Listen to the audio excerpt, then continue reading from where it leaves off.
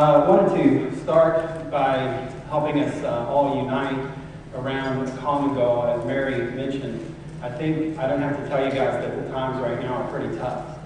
And it's never been more important for our chapters and our regions to unite to support our members. If you have a job, you have to worry more about losing it. It's harder for you to, if you don't like your job, it's harder for you to go find one that you do like. If you don't have a job, it's taking you a lot longer to find one. So it has never been more important for us to unite and implement the services for our members that we need and they need to be able to earn a living in a very emotionally healthy type of environment, emotionally healthy type way. Being out of work, and I lost my position in 2008 somewhat abruptly, and then trying to look for a job, I kind of liken it to trying to run a marathon on a fractured toe. You can do it, but it's real painful. So we are here, and that's what our goal is to unite this region so that we can all work together and integrate the best of everything that we can do to make sure that we are there for people and we're there for each other. And that's what an organization like this is supposed to be about. And it is what we are about, and it's what we're going to be more about after this weekend. So I believe that we have our purpose, we have our motivation, and we have the right people. So what we need now is our inspiration.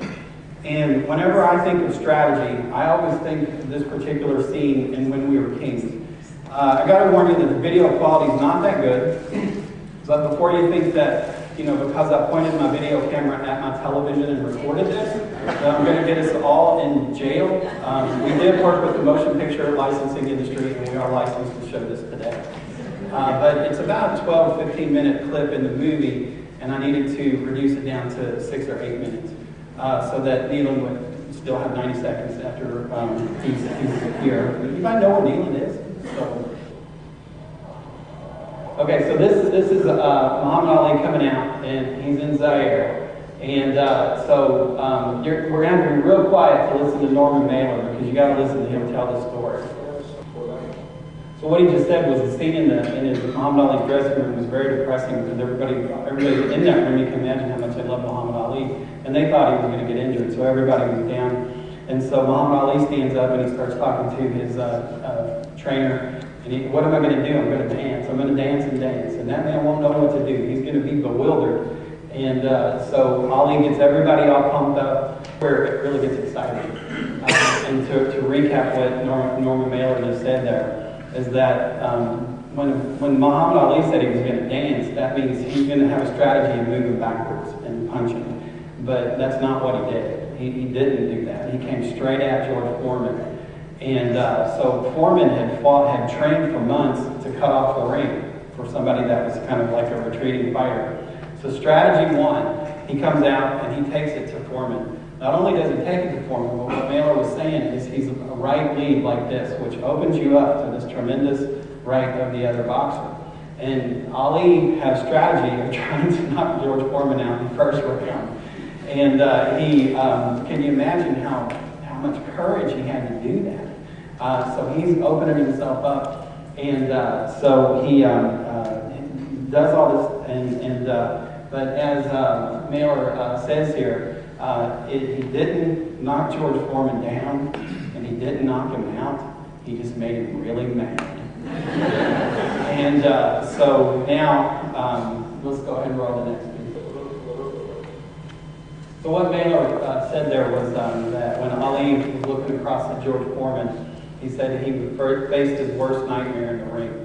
A man that he could not master, a man that was determined to beat him, and just somebody that Ali knew could beat him. And he said it was like he looked into the eyes of his maker. He said it was the first time that he'd ever seen Ali afraid. And so Ali said, "This is that hour. These are my people. I must fight for these people." And that's what this reminds me of. These project managers, ourselves, and the folks that are out there working, this is our hour. And these are our people. And so that's the reason why this is so exciting to me, because of the inspiration. So now, watch and see. So the first part of the strategy, right-hand lead. Second part of the strategy was to use the ropes to absorb a lot of the aggression of his opponent. So you just saw about 4 or 5 rounds. I think they're going into the 7th, so let's see what happens. Now Ollie's leaning against the ropes, and the hardest puncher in the whole world is hitting him, and he's going, George, is that hard as you can hit, George? My grandma can hit harder than that, George. George, you are overrated, George. You know? And that's what he's, and that's part of Ollie's strategy. He's using the rope, he's using his mouth, he's using everything, you know? Wow. I promise for violence. The look on his face is saying, I got you now, sucker.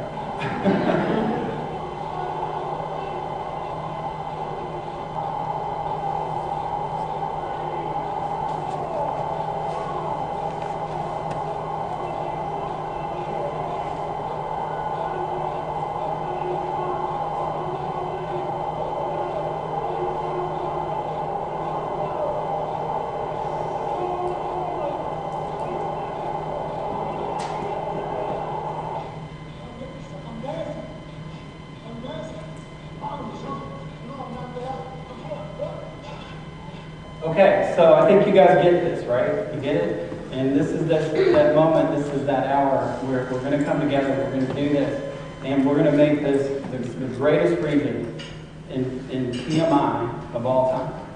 And the only thing that we need, though, is that we need someone to lead us. We need someone to lead us. And so, but where is that great leader? We need that leader to lead us. Ladies and gentlemen, I introduce